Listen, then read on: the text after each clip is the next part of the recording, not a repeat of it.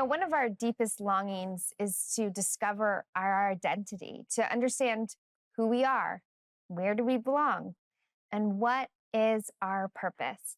This quest for wholeness shapes many aspects of our lives. But what if true wholeness isn't something we have to strive for or earn? What if it's a gift already offered to us? In His love, God provides an identity that is secure and unshakable, calling us His sons and daughters.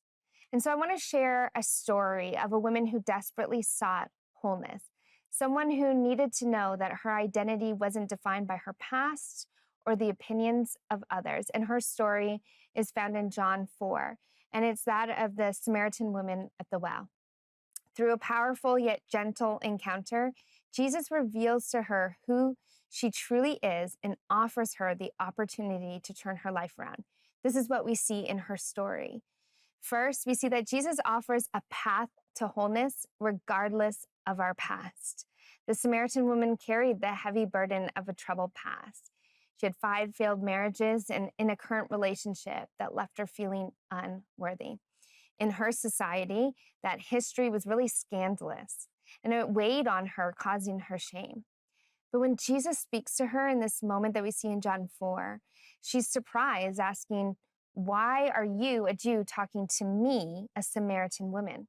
In essence, she's voicing her belief that she's really unworthy of His attention. Yet Jesus does not reject her. Instead, He offers her something transformative. He says, living water. And this symbolizes a new life that brings wholeness. He reveals that her identity is in the abundant life, that He is the living water, that He provides this for her. 2 Corinthians 5, verse 17 assures us, if anyone is in Christ, the new creation has come. The old has gone, the new is here. In Christ, we find wholeness. Our past no longer define us. His love does. And secondly, we see that our wholeness in Christ surpasses people's opinions. The Samaritan woman also struggled under the judgment of her community. She allowed others' opinions to shape her own self-worth.